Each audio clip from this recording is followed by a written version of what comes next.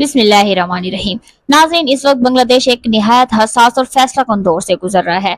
फरवरी में होने वाले आम इंतखाबात से कबल मुल्क के अंदर ऐसी सियासी और समाजी तब्दीलियां तेजी से रोनमा हो रही हैं जो माजी के बड़े अवामी एहतजाज की याद ताज़ा कर रही हैं। यही वो एहतजाज था जिसके नतीजे में साबिक वजीर आजम शेख हसीना वाजिद को इक़्तिदार छोड़ना पड़ा था। और अब एक बार फिर ये सवाल उठ रहा है कि इस बार अदम इस्तेकाम की जद में कौन आ सकता है। इन्हीं हालात के तनाजुर में BBC की एक इंतहाई अहम रिपोर्ट सामने आई है जिसने बांग्लादेश की सियासत को एक बार फिर हिला कर रख दिया है। BBC की रिपोर्ट के मुताबिक शेख हसीना वाजिद की हुकूमत के खिलाफ तहरीक में अहम किरदार अदा करने वाली तलबा और नौजवानों की एक सियासी तंजीम के सरगर्म नौजवान रहनुमा शरीफ उस्मान हादी की शहादत के बाद मुल्क भर में शदीद हंगामे फूट पड़े हैं। इन एहतजाजी मुजाहिरों के दौरान पुरतशद्दुद मनाजिर भी देखने में आए हैं, जिसके बाद अबूरी हुकूमत के सरबराह डॉक्टर मोहम्मद यूनुस ने शरीफ उस्मान हादी की शहादत पर एक रोजा सोग का ऐलान किया।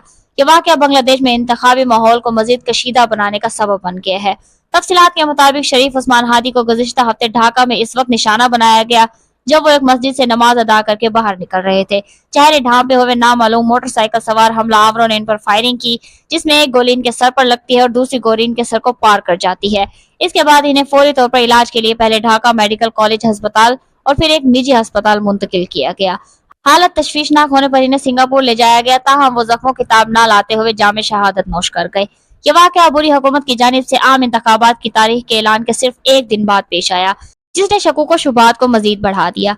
यहाँ ये बात भी निहायत जरूरी है कि शरीफ उस्मान हादी खुद भी आइंदा इंतखाबात में एक आजाद और खुद मुख्तार उम्मीदवार के तौर पर हिस्सा लेने का इरादा रखते थे।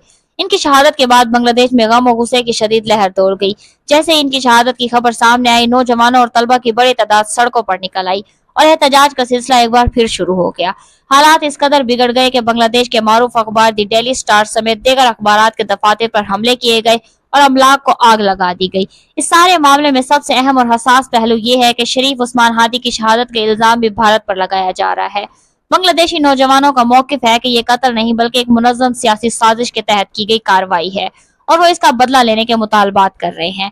शरीफ उस्मान हादी इस तहरीक से वाबस्ता थे जिसे इनकलाब मांचा कहा जाता है और यह तहरीक भारत के लिए एक सख्त तनकीदी और नापसंदीदा तहरीक समझी जाती है। इसी दौरान साबिक वजीर आजम शेख हसीना वाजिद भारत में खुद साख्ता जिला वतनी की जिंदगी गुजार रही हैं, जिसकी वजह से इन इल्जामात को मजीद तकवीयत मिल रही है। शरीफ उस्मान हादी ने अपनी शहादत से कबल ये दावा भी किया था कि इन्हें अवामी लीग की हामियों की जानिब से मुसलसल धमकियां मिल रही हैं। इन्होंने सोशल मीडिया पर बताया था कि इन्हें कम अज कम 30 मकामी और गैर मुल्की फोन नंबर से जान से मारने की धमकियां दी गई। इन धमकियों में इनके घर को जलाने और इनकी वालदा, बहन और अहलिया के साथ बदतरीन जराइम की धमकियां भी शामिल थी। इन बयानात के बाद ये सवाल और भी संगीन हो जाता है कि इनकी सिक्योरिटी को संजीदगी से क्यों नहीं लिया गया। आम इंतखाबात के ऐलान के फौरन बाद इस हमले और फिर शहादत ने बांग्लादेश के सियासी निजाम पर कई सवालात खड़े कर दिए हैं। बहुत से हल्के इस वाक़े के ताने बाने बराह रास्त भारत से जोड़ रहे हैं, जबकि सोशल मीडिया पर भी इस मामले पर शदीद रद्द-ए-अमल सामने आ रहा है।